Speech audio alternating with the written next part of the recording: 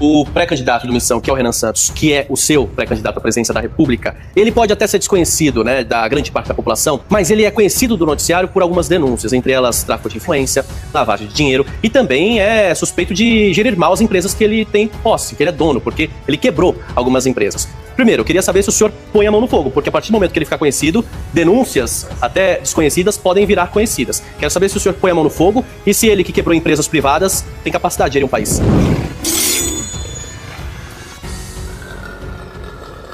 Você já percebeu que aqui não é discursinho, que aqui é trabalho, é o maior número de relatórios de projetos de lei aprovados e de relatórios e projetos de lei ruins, barrados. Se você se cansou de farsante populista, que é só videozinho, discursinho barato ou emendinha sendo inaugurada aí na sua cidade, então eu preciso da sua ajuda para continuar o meu trabalho. Clica aqui no link que você vai poder participar e ajudar, dá vaquinha para minha campanha. Deputado, você defende liberdade de expressão sem limites? Vou contextualizar. Uma declaração mais antiga, né, que gerou polêmica, o senhor defendeu o direito de existir dos países nazistas na Alemanha. Eu quero saber aqui no Brasil se o senhor acha que as pessoas têm o direito de falar o que quiser na internet. Eu falo isso porque na internet se pratica crimes de ódio e também se publica notícias que são inventadas, não vou nem dizer falsas. São notícias inventadas deliberadamente que podem manipular a população. Mas o senhor continua defendendo a liberdade de expressão sem limites? Vamos lá, eu nunca defendi liberdade de expressão sem limites e nunca defendi o que você disse aí, aspas, de países nazistas na Alemanha. Isso sequer seria possível ter. Partidos políticos nazistas. Também nunca defendi partidos políticos nazistas na Alemanha, né? O que eu defendi foi que as pessoas pudessem ter acesso aos documentos históricos do nazismo, justamente para que, entendendo a atrocidade que foi o nazismo, não só ele continue sendo criminalizado, nunca defendi a sua descriminalização, mas que as pessoas entendam a perversidade do que foi, a verdade do que foi o Holocausto, porque infelizmente no Brasil você tem a banalização do Holocausto e da pecha de nazista, né? Muitas vezes, e você vê isso principalmente por parte da esquerda, quando você diverge, né, das políticas públicas de esquerda, você é taxado de fascista e de nazista. Isso diminui o peso histórico do que foi o nazismo, do que foi o Holocausto, porque não existe paralelo de uma divergência política dentro do âmbito democrático do Brasil de você colocar a pecha de que uma pessoa defende um genocídio industrial em massa sem paralelo na história, tá? Então, esse é o ponto. Segundo, nunca defendi liberdade de expressão irrestrita, inclusive nos próprios Estados Unidos, em que é o país que concede, né, a maior amplitude de liberdade de expressão, inclusive injúria e difamação, por exemplo, não são crimes nos Estados Unidos, mas ainda assim, lá como direito constitucional, não é irrestrito e o exemplo mais comumente utilizado na doutrina é que nos Estados Unidos não existe o direito de você dentro de um cinema gritar fogo, né? Porque você vai causar perigo e dano para as outras pessoas, ainda que isso, em tese, estivesse abarcado aí na liberdade de expressão. Aqui no Brasil, e eu defendo uma doutrina que é mais compatível com o nosso ordenamento jurídico, que vem do direito romano, do direito alemão, que é você ser responsabilizado pelo dano que você causa quando você acusa, por exemplo, injustamente uma pessoa de crime, né? Quando você imputa falsamente uma conduta criminosa, se eu falo que uma pessoa roubou e não provo, que estuprou, matou e não provo, eu tenho que ser responsabilizado por isso, né? Da mesma maneira, se eu incito crime, né? Se eu alicio pessoas para o crime organizado, se eu incentivo pessoas a usar drogas, se incentivo pessoas a se faccionarem, né, ao PCC, ao Comando Vermelho, por exemplo, não acho que tem que ter liberdade de expressão irrestrita, não. Deixa eu aproveitar, voltando um pouquinho então na questão das facções, das organizações criminosas, na avaliação do senhor, como que fica a soberania nacional? Não corre um risco com essa decisão dos Estados Unidos? Não.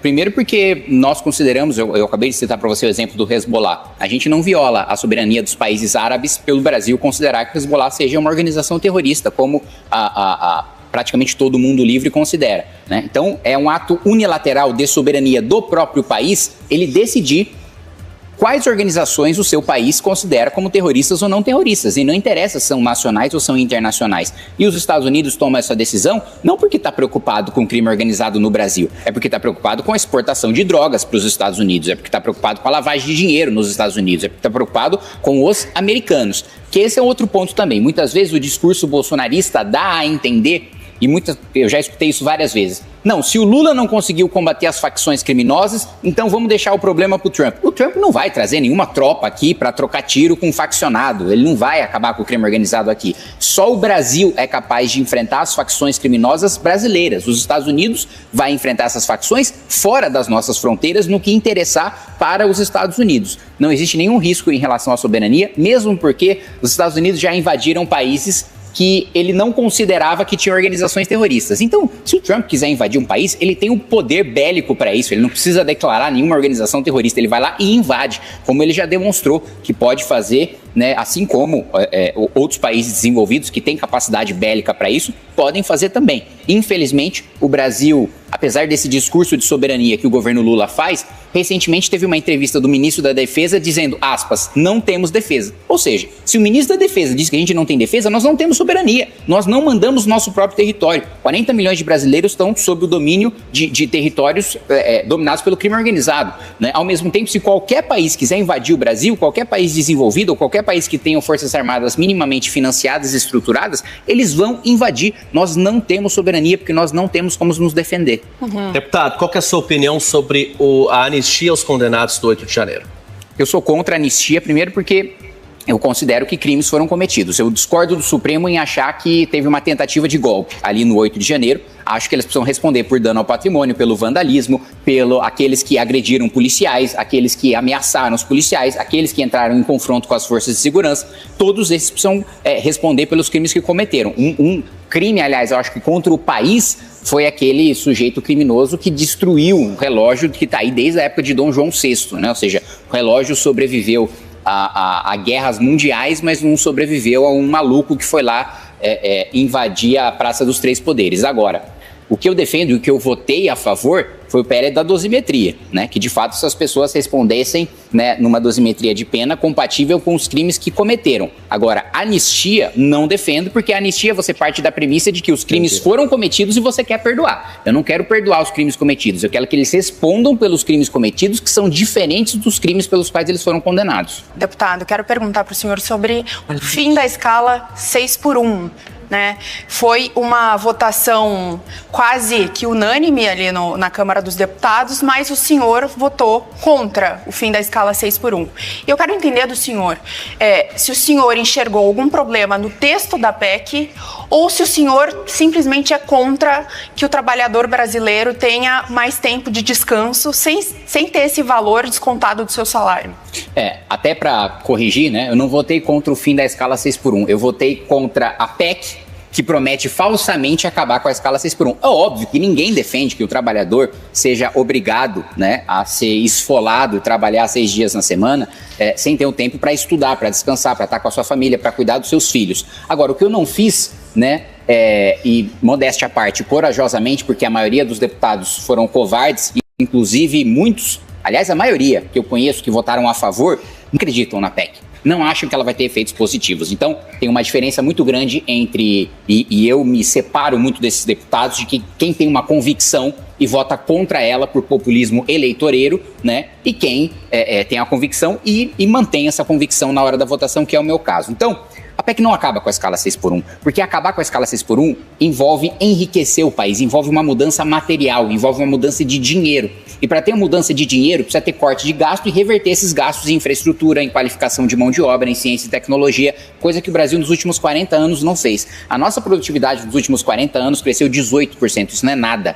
Os nossos países em desenvolvimento cresceram 130%. Isso fez com que os trabalhadores dos outros países, eu não estou falando dos desenvolvidos, dos nossos pares, pudessem trabalhar menos e ganhar mais. Colocar um texto na Constituição dizendo que está proibido, o que tem muita coisa que está proibido no nosso país e que acontece na prática todos os dias. Inclusive, né, legalmente, você só poderia contratar via CLT. A gente tem a maioria esmagadora dos trabalhadores brasileiros que ou são informais ou são PJ. Porque a CLT faliu. Da mesma maneira que não adianta você colocar um texto na Constituição achando que aquilo vai se transformar em realidade se você não toma uma ação efetiva para aquilo se tornar realidade. Na Constituição a gente tem o direito à saúde, à educação, segurança, lazer, trabalho, moradia. Nada disso é direito na realidade. É só no texto da Constituição. Então podem colocar o que quiserem no texto da Constituição. Se não tiver um governo que efetivamente vai trabalhar para aumentar a produtividade do trabalhador, a produtividade do país, melhorar a nossa balança comercial, melhorar o nosso superávit primário, desvincular o nosso orçamento, ter espaço de gasto discricionário para fazer investimento em infraestrutura, não vai ter trabalhador trabalhando menos, né, e recebendo a mesma coisa. Isso, inclusive, eu até coloquei na votação que se entrasse em vigor agora, imediatamente, as pessoas iam ver claramente que não ia mudar a realidade delas. Eu vou te contar uma novidade, deputado. Eu não sei se você sabe, mas você é criticado pela esquerda. Seu movimento ajudou a eleger Jair Bolsonaro, né? Seu movimento, e você era, na época, o principal expoente. Só que em determinado momento, o MBL e o senhor romperam com o bolsonarismo. E agora viraram alvo do bolsonarismo. Mas eu queria entender por que houve esse rompimento, qual que é a crítica que vocês fazem a essa ala da direita brasileira, que é a maior parte da direita brasileira hoje. Bom, nós tentamos a todo custo ter um outro candidato à direita, né, para que quem fosse no segundo turno em 2018 não fosse Jair Bolsonaro.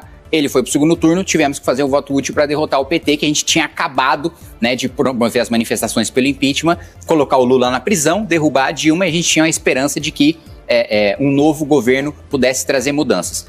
O nosso rompimento, né, com o Bolsonaro, e eu quero deixar claro, nunca fui um deputado da base do governo Bolsonaro, sempre fui independente, da independência fui para a oposição. Por quê? Porque ele próprio descumpriu as suas promessas de campanha. No primeiro ano de mandato do Bolsonaro, eu vi ele acabar com a Lava Jato nomeando um procurador-geral da República petista, que proibiu modelos de força-tarefa como o da Lava Jato. Eu vi ele nomeando o Cássio Nunes para o Supremo, que todas as oportunidades que teve para votar a favor do Lula, a favor dos investigados da Lava Jato, votou, né? Eu vi Bolsonaro e Paulo Guedes furando o teto de gastos no primeiro ano de governo, porque muitas vezes os bolsonaristas falam, não, a gente furou na pandemia, que é natural, justificável, qualquer governo teria furado o teto na pandemia, que foi uma coisa muito extraordinária, mas não, foi antes em 2019 e depois com a PEC Kamikaze, que se assemelha muito ao pacote de bondades que Lula e Dilma sempre fizeram nos seus últimos anos de mandato, que criaram mais de 100 bilhões de reais de rombo, e eles que sempre foram críticos do Bolsa Família, turbinaram o Bolsa Família como nunca antes, né?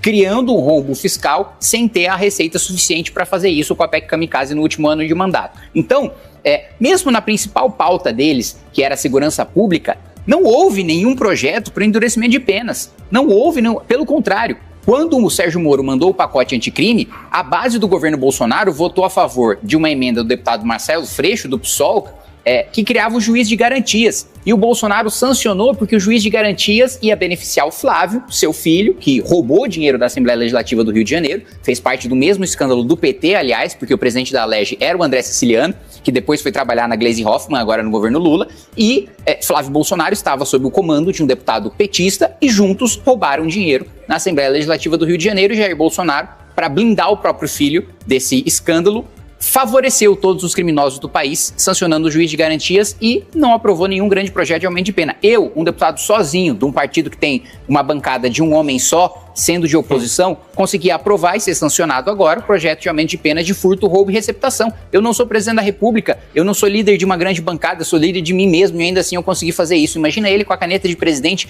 não fez por pura incompetência e por rabo preso também. Nós aprovamos também, na legislatura do Jair Bolsonaro, o fim das decisões monocráticas, a obrigatoriedade de submeter as decisões monocráticas ao Pleno do Supremo. Ele vetou a pedido de Dias Toffoli. Então, isso, a família Bolsonaro não fala que uma das principais medidas, né, que são defendidas como contenção do Supremo, que é o fim das decisões monocráticas, nós aprovamos. E só não está em vigor porque o Bolsonaro vetou a pedido do Dias Toffoli, que ele se dizia grande inimigo, mas aí nos bastidores ia assistir junto o jogo do Palmeiras no Palácio do Planalto com o Dias Toffoli. Então, essa é a razão de apontar todas essas incoerências, de apontar o despreparo, de apontar a falta de compromisso com a verdade, com as próprias propostas de Jair Bolsonaro, que levou a gente aí à oposição. E a constatação também de que nós, com as manifestações pelo impeachment, entregamos um país com o PT destruído, que escondia o vermelho e a estrela do partido nas eleições de 2016, com Lula preso, inelegível, e Bolsonaro nos devolveu um país com o Lula presidente da República e o PT mais forte do que nunca. Então, se nós quisermos que o nosso país não seja mais refém, né, do Partido dos Trabalhadores, né, para o resto das nossas vidas, ou pelo menos pelos próximos ciclos eleitorais, nós precisamos tirar a família Bolsonaro da cabeça da direita brasileira. Otávio, entrando então um pouquinho na candidatura do Renan Santos à presidência da República. Essa semana saiu uma pesquisa Real Time Big Data que mostra ele como o principal nome da terceira via. Porém, o maior eleitorado dele é o público rico, elitizado do país. Como que vocês pretendem conquistar a outra parte do eleitorado, o público pobre, a baixa renda, que é a maior parte do eleitorado do Brasil? Ou seja, vocês conversam só com um nicho. Como vocês pretendem dialogar com o restante do país e ser conhecido no restante do país? Quero levantar 2 pontos. O principal recorte do nosso eleitorado não é de renda. O principal recorte é de idade. Os jovens, pobres e ricos, em regra, estão com o Partido Missão, estão com a pré-candidatura do Renan Santos, né? Entre 16 e 24 anos, nós estamos em primeiro lugar, com o Renan tendo mais de 80% de desconhecimento. Primeiro lugar em todas as faixas de renda. Então, o primeiro ponto, o recorte do nosso partido inicial é geracional. Nós somos o primeiro partido que dialoga e representa a geração Z, em sua maioria. Depois, eu vou discordar do critério que você utiliza para chamar de rico, porque para mim, quem recebe de 2 a 5 salários mínimos e de 5 a 10 salários mínimos não é nenhum milionário, não é nenhum rico. Quando as pessoas escutam a palavra rico, é diferente do critério do IBGE. Para o IBGE, né, uma pessoa que ganha 5 salários mínimos é rico porque a gente está num país miserável, né? Mas quando na realidade 5 salários mínimos, um gerente de McDonald's nos Estados Unidos recebe mais do que isso, né? Mas quando a gente vê os critérios da população em geral... Só uma correção que é o dado da pesquisa que eu trouxe aqui, não é a minha opinião sobre... Não, perfeito. Mas o dado da pesquisa Real Time Big Data que saiu essa semana. É por isso que eu estou explicando, porque esse critério de rico é utilizado pelo IBGE, né? Que você está utilizando como jornalista e todos os jornalistas utilizam esse critério. Mas só para explicar, porque quando a pessoa escuta rico, parece que nós temos um grande apoio entre milionários e se a gente tivesse não era nem 1% da pesquisa que a gente não tem essa quantidade de milionário no Brasil.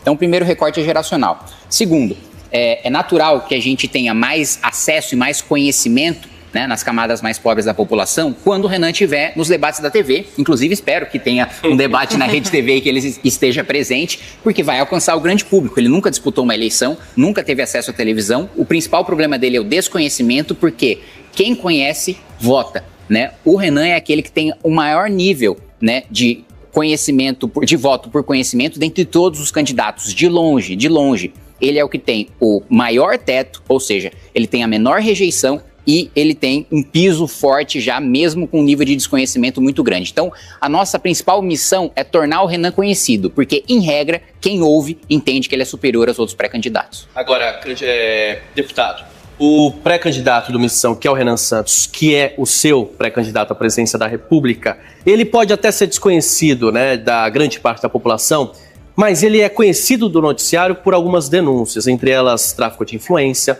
lavagem de dinheiro e também é suspeito de gerir mal as empresas que ele tem posse, que ele é dono, porque ele quebrou algumas empresas. Primeiro, eu queria saber se o senhor põe a mão no fogo, porque a partir do momento que ele ficar conhecido, denúncias até desconhecidas podem virar conhecidas. Quero saber se o senhor põe a mão no fogo e se ele que quebrou empresas privadas tem capacidade de gerir um país. Primeiro, não existe nenhuma denúncia contra Renan Santos e ele nunca quebrou nenhuma empresa. É preciso aqui estabelecer a verdade. Houve uma denúncia de que contra o MBL, não, de maneira geral. Denúncia existe, não houve condenação ainda. Não, acabou. Não tem processo, não tem denúncia, já foi absolvido em todas as instâncias. Então a denúncia não existe. A partir do momento que tem a absolvição, tem o trânsito em julgado, a denúncia deixa de existir, né? Ela existe enquanto o juiz ainda não analisa a resposta da acusação e não tornou o sujeito réu, né? Então, dentro do nosso processo jurídico, formalmente não existe denúncia. Que foi, na realidade, uma acusação feita por um promotor bolsonarista de que a gente teria lavado 400 milhões de reais pelo superchat do YouTube. 400 milhões de reais é mais do que o faturamento do YouTube no Brasil inteiro. Então, denúncia esdrúxula foi rejeitada pelo juiz na primeira instância, na segunda instância também, e o promotor, que na realidade foi punido e recebeu uma chamada em vez de nós, do MBL, que Quando surgiu a denúncia, a gente fez muito diferente do que o Flávio Bolsonaro, negando que tinha relação com o Workário, depois dizendo que só foi terminar as relações. A gente não. Vocês estão com suspeita sobre a gente? Tome as nossas contas, não precisa quebrar o nosso sigilo. A gente abriu para o Judiciário, a gente abriu para o Ministério Público, não tinha absolutamente nada. Então, primeiro ponto é esse. Não existe nenhuma denúncia, fomos absolvidos em todas as instâncias pelo mérito e não por um problema processual, como foi o caso do Lula, né? Porque uma coisa é, prescreveu, achou uma nulidade. Não, o nosso foi julgamento de mérito, né? Analisaram as contas e isso não havia nenhum problema. O outro ponto, o Renan nunca quebrou nenhuma empresa, ele vivia de comprar empresas quebradas, fazer a recuperação dessas empresas e daí ele vivia da negociação desses ativos, né? Tanto que quando você vê as denúncias de empresa tem dívida de tanto e de tanto e de tanto, você vai ver as dívidas foram feitas, o Renan tinha 12 anos de idade. Ele não fundou nenhuma dessas empresas, ele não foi o responsável por administrar nenhuma dessas empresas, era o trabalho dele comprar dívida, comprar empresas quebradas, para daí, na recuperação judicial, ele negociar os ativos e ficar com aquilo que sobrasse. Então, nunca quebrou nenhuma empresa, tem plena capacidade de administrar o país, e eu acho, né, sem falar de toda a gestão que foi feita do Movimento Brasil Livre durante os últimos 12 anos, que foi o único movimento que sobreviveu ao impeachment da Dilma, nenhum outro movimento que foi para a rua existe hoje, né, só o Movimento Brasil Livre, e que elegeu parlamentares em todo o país e que fundou um partido político quando o presidente da República, Jair Bolsonaro, com a caneta de presidente, não conseguiu e o Renan conseguiu, então tem plena capacidade e eu digo mais, ele é o único que tem propostas. Eu peço para as pessoas analisarem as propostas, porque o Lula já desistiu de ter proposta há muito tempo. E o Flávio Bolsonaro, quando perguntaram para ele qual que era a proposta dele, ele falou que não ia revelar para não ser atacado. As nossas propostas estão escancaradas. Podem atacar que a gente tem plena capacidade de defender essas propostas e o Renan, sem dúvida nenhuma, vai mostrar de longe, e eu coloco a mão no fogo, não só em relação à honestidade, mas em relação à capacidade técnica do Renan, que vai ficar muito clara a distância abissal da capacidade dele para os outros pré-candidatos.